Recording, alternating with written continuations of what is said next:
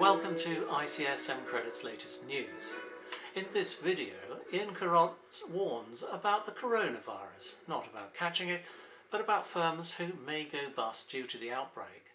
Plus, avoid the dodgy debt collector, how to send a free legal letter and get your money off a non-payer, the continued abuse of pre-packs, and what's behind the rise in insolvencies.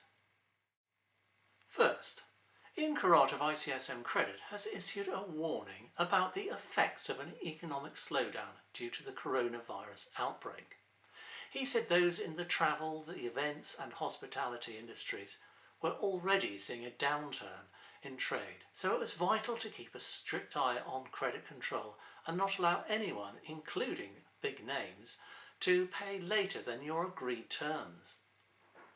Within hours of that warning, Flybe went into administration. Paul Carrot heads up ICSM's debt collection division, and he's issued a warning over a dodgy debt collector who contacts creditors of liquidated companies with a promise to get their money back. Rogen, the trading name of Redwood Business Management Limited, told John Parsons of Footprint Litho they would go after the directors of the firm that had gone out of business owing him money by charging them for wrongful trading, and they took a hefty £300 deposit. To cut a long story short, they claimed to have got Footprint Litho's money back, but needed a release fee, which was paid on the assumption that the lost cash would now be paid. It wasn't, and Rogen had no intention of even chasing Footprint's lost cash. It was a con. Rogen were wound up in the High Court last month. Next, Ian Carrot shows how to send a free legal letter to a customer who has failed to pay their invoices. And these free legal letters have about an 87% hit rate, so well worth doing one. First of all, we go to the ICSM website, which is at icsmcredit.com. We need to click on the Members tab and log in. Okay, you notice the Functions menu on the left-hand side here. We'll just concentrate on the legal letters for today. We go straight down to the legal letters, click on that, and you'll notice this is the dialog page for entering details of the debtor that you want to send a legal letter to. Over here on the right, you'll notice there are some samples. You can click on any of those, which will show you just what the legal letter is going to look like. This one, final demand, 7-day final demand, a 7-day notice of legal proceedings, they're both proper legal documents. Okay, if we want to send a letter, I'll send one here to it.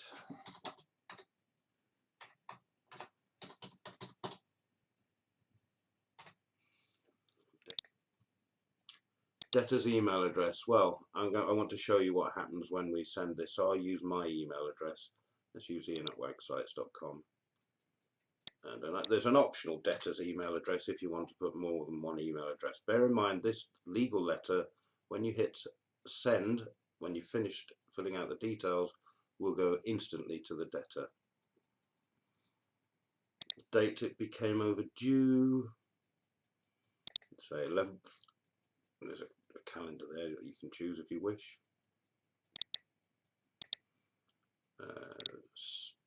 Currency, well, UK pounds will be the obvious one, but you do have a choice. You can use euros or US dollars if you wish.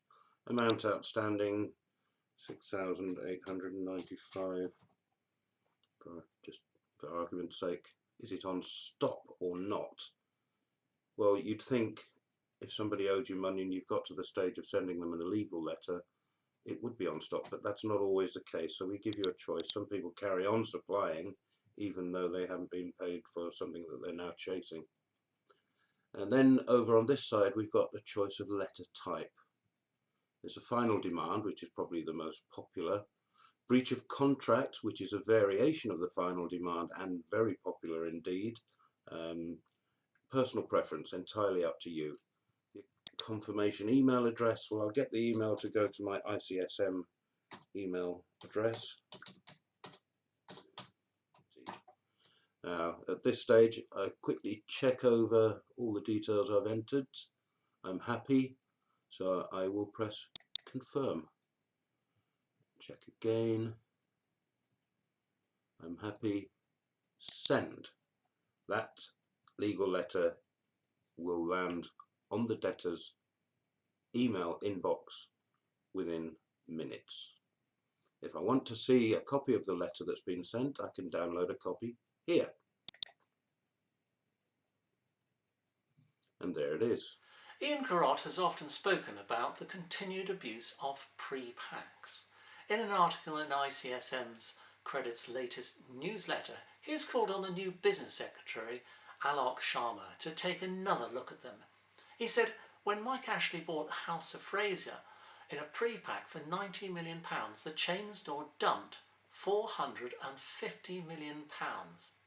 It's small comfort to say pre-packs keep firms afloat, because they can still send suppliers to the wall as well. Now, last year saw a rise in insolvencies, with hundreds of firms going to the wall. ICSM Credit puts it down to Brexit uncertainty, an international slowdown in the trade war between the USA and China, and changes in lifestyle with a switch to online shopping and the rise in home entertainment. While this year, of course, coronavirus is affecting not only the Chinese economy, but it's having a knock-on effect globally. Well, that's all for now, but there's plenty more stories on the website and in the latest ICSM Credits newsletter, so make sure you subscribe to it. See you next time.